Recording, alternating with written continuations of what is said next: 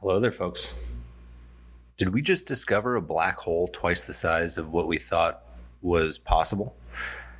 That's kind of cool or terrifying. I'm not really sure which. Yeah, we'll get into that and more. Of course, we're going to start with a beer. But yeah, here we go. Beer and horse. 5, 4, 3, 2, 1, go! Hi, my name is Stu Hawk, and this is my podcast about all the weird, crazy, spooky things that scare me and my guests, and the one thing that helps us forget all about them. Ladies and gentlemen, beer freaks. Dun, dun, dun. Guys, today I might actually be more afraid of the beer that I'm going to drink than of the topic that we're going to talk about for a few minutes. Let me explain this. It's so you've had PF Chang's or Pei Wei, right? I mean, Kung Pao chicken is probably one of my favorite things to get of all time from either of those two places. It is incredible. It is fantastic. What does that have to do with beer, you might ask? Well, I found a beer from a company that I've actually never heard of before. I think, well, there's actually, it's some of the logos are in Chinese markings, which I'm not really sure. I think the brewery is called Stillwater. I think it's called Stillwater Artisanal. Let me see if I can find where it's actually made. There's I think it's made in China. There's a lot of stuff on here in Chinese. But it's the title of the beer is Kung Pao. It's called Kung Pao, and it says it is an imperial stout brewed with chili powder, ginger powder, Sichuan powder, sea salt, and peanut extract by Stillwater Artisanal. And not only that, if that doesn't terrify you enough already, because boy, oh boy, as much as I love Kung Pao, I never anticipated having it in beer form. And this could be interesting. Who knows? Maybe it'll be fantastic. But on top of that, if that's not already scary enough, this thing's 11% alcohol. It is a true imperial. It is imperializing all other beer, and I'm pretty sure I won't be able to taste anything else after this tonight. I only got one of these. It's a pint can that I got from Total Wine. So it was in their weird beer section, and I love going to that because you just never know what you're going to walk out with. And this one definitely took the cake for like the weirdest beer I think I've ever walked away with. I had a pumpkin spice beer yesterday. Yeah, I'm that basic bro, getting the pumpkin spice, and it's only August.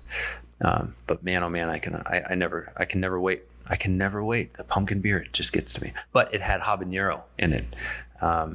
It was a voodoo, and way to go, voodoo. You guys did it. I was not expecting to like it. I thought as soon as I saw the habanero, I was like, nope, not going to be good. But it was good. It was good. I may circle back to that one around October, but I got the Kung Pao, and so let's give this beast a shot. I am not holding out great hopes. I'm actually just hoping that I'm capable of finishing it, to be totally honest. Here we go. If you don't hear from me, it was this beer that did it.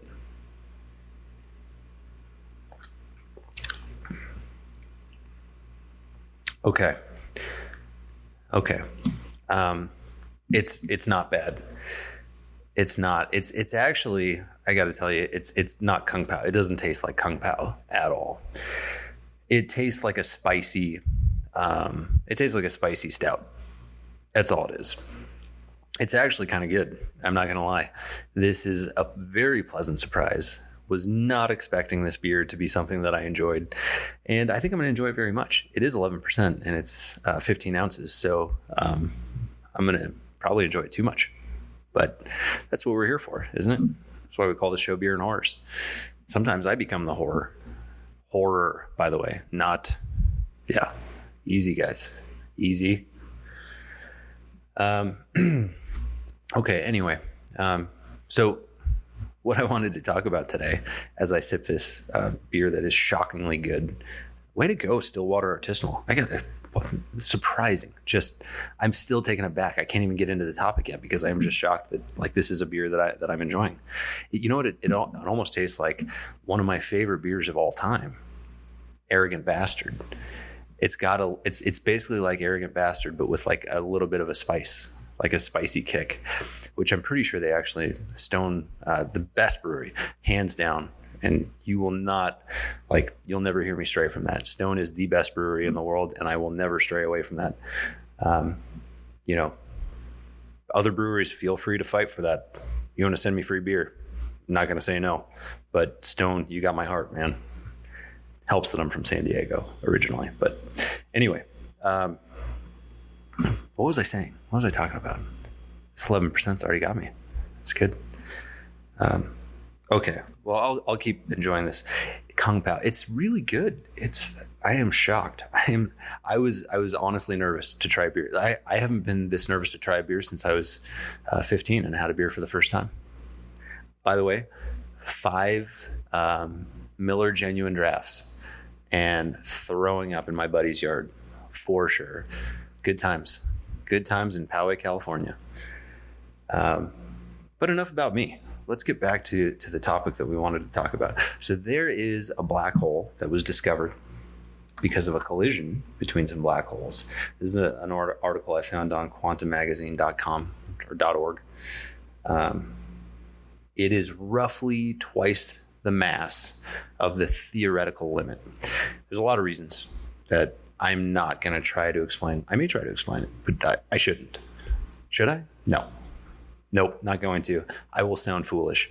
I'm going to do that a lot on this show, but I'm not going to do that right now. But basically, there is a theoretical limit to the size of black holes, because they think at a certain level, energy is just expelled rather than condensed. That's my take. That's my understanding. Don't quote me on that. That's my takeaway from reading this article like 3 times and trying to grasp this. But anyway, so at a certain point, there should be too much mass that it won't form a black hole. It won't condense into this mass singularity. It will actually just explode and expunge all the energy back into the universe. But this black hole is roughly twice that theoretical limit, which is roughly the size of 100 of our suns in our solar system, which is incredible to think about, but also, Jesus Christ, that's terrifying. That is one big black hole. And a lot of, people don't know a lot of times. A lot of people do, but a lot of people don't know. We have a supermassive black hole at the center of our galaxy. We have a very large galaxy. We have a larger than normal galaxy in the Milky Way galaxy. And in the middle of it, in the middle of a lot of galaxies, is actually a black hole because of, theoretically, the collision of a lot of stars. That's where mass condenses, and then that's how all of these solar systems and space dust begin to swirl around. So massive black holes have a tendency to be at the center of galaxies. So we consider our black hole a supermassive black hole, but it falls within the theoretical limit of size. So this one that was just discovered is just absolutely gigantic. This thing is bigger than what we already call a quote unquote supermassive black hole. So you can just imagine the dense, like how much mass is in the center of this thing that, could just be sucking in galaxies. This thing's so big that it's 100 of our suns. And it has this gravitational force that once you pass the event horizon, not even light can escape. That is, the black hole, by the way, is something that we're probably going to talk a lot about on this show. Black holes are just insane. And I love it because it's theoretical and we don't really have anything to worry about right now. But that could change. A black hole could pass through our solar system and just start swallowing shit up. We make black holes, apparently, all the time at the Hadron Collider. Do you know that? I didn't until about like a month ago. And apparently, so when they're colliding these particles at near light speeds, we're actually creating tiny black holes. Some scientists have even called it a light or a black hole factory, because it's literally creating a black hole every second, I want to say, something like that. Every second since the Large Hadron Collider has been in operation, which I think was since the late 90s, something like that. So yeah, it's pretty crazy. It's pretty crazy. So anyway, there's a gigantic black hole, not at the Large Hadron Collider, because these black holes disappear immediately. So you don't have anything to worry about there. But there is a gigantic one that they just found, and it's incredibly large. I don't know where it is. I don't think that it's anything that we have to worry about. I think we're pretty good. And in fact, I've even read some that black holes are actually kind of bad at sucking in things. You pretty much have to be like heading towards it to be sucked into a black hole. Like, it's not. That's why, you know, things can rotate around it. I mean, you can orbit around it, because it's not going to suck you in as long as you have the right velocity, you know, going around your orbit. So anyway, that's what I wanted to talk about tonight. And I don't think we need to go a whole lot further. This one can be kind of a short one. We're going to have plenty of other conversations about black holes. But yeah, anyway, circling back to this Kung Pao beer, I've still only taken a couple of sips, but it's tasty. God, I am shocked. I was a little worried for my microphone. I thought I was going to spew this beer into the microphone. I thought there was probably like a 10% chance that was going to happen. It was a chance worth taking, but it was a chance nonetheless. And here we are. I'm actually, I think, going to enjoy this beer. So cheers, folks. One other thing to be horrified by, a black hole twice the size of anything we've ever seen or even theorized does exist. So you're welcome for that. Sleep tight. Love you guys. Peace out. And talk to you next time. That's what we're here for, isn't it? That's why we call the show Beer and Horrors. Sometimes I become the horror. Horror, by the way. Not, yeah. Easy, guys. Easy. Go to bed.